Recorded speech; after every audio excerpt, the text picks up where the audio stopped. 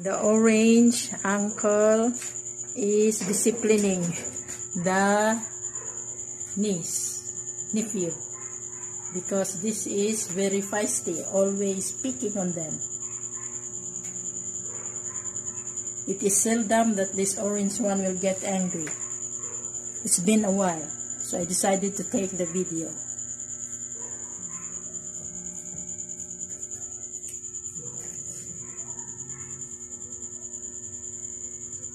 You just let him be again, Uncle Tati.